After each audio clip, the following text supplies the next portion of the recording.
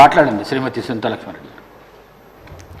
అధ్యక్ష, మీరు మా సభాపతి అధ్యక్ష, మరి ఇక్కడ ఉన్నటువంటి సభ్యుల యొక్క హక్కులను కాపాడాల్సినటువంటి బాధ్యత మీ పైన ఉంది అధ్యక్ష.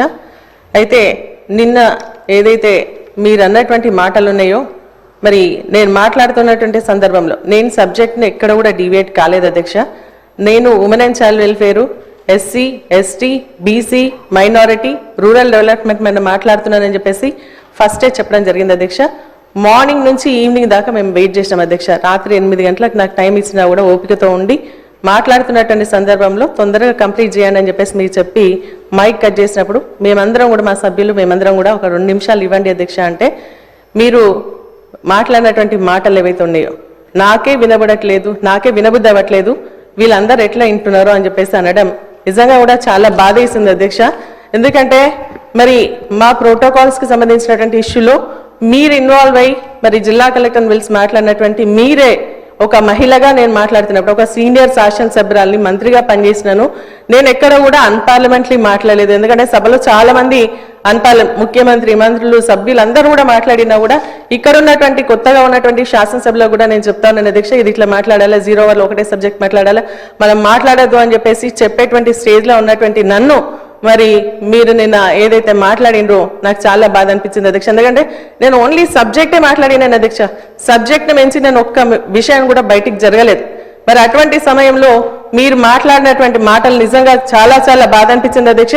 నేను ఇక్కడ ఉన్నప్పుడు నాకు వినపడలేదు అధ్యక్ష, ఎందుకంటే అల్లరి చేస్తాను ఇక్కడ అక్కడ అందరూ కూడా అల్లరి చేసినప్పుడు మాకు వినపడలేదు. మేము వాకౌట్ చేసి బయటికి వెళ్ళిన తర్వాత అక్కడ ఉన్నటువంటి మా సభ్యులు చెప్పి మిమ్మల్ని ఇట్లా స్పీకర్ గారు అన్నారని చెప్పేసి నాకు వీడియోలు చూపిస్తే నాకు చాలా బాధ అనిపించింది అధ్యక్ష. ఎందుకంటే నేను ఎప్పుడు కూడా ఎవరితో ఒక మాట పడని కానీ మరి ఎవరితో ఏలెత్తి చూపించినటువంటి వ్యక్తిని కూడా కాదు అధ్యక్ష.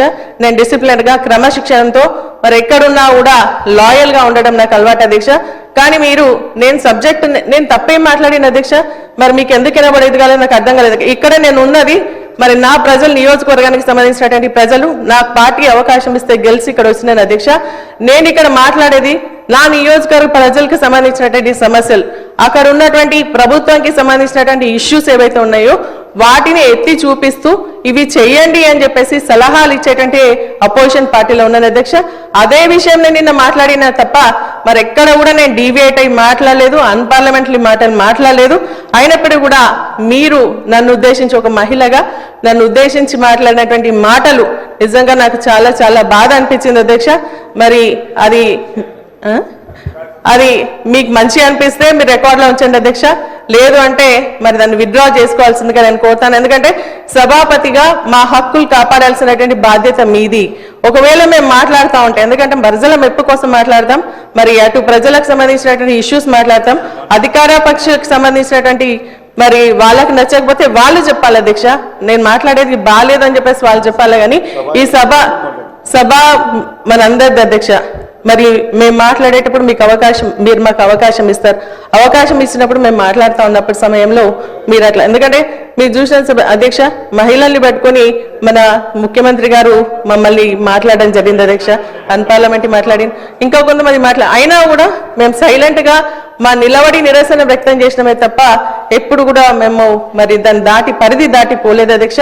నిజంగా చాలా చాలా బాధ అనిపిస్తుంది అధ్యక్ష.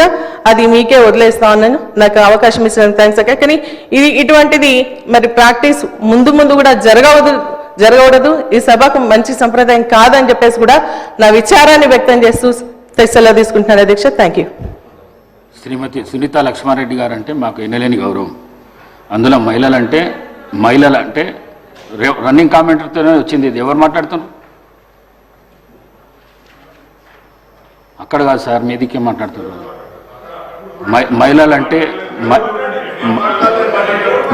మహిళలంటే ఎన్నలేని గౌరవం నాకు 8 మంది సిస్టర్స్ ఉన్నారు.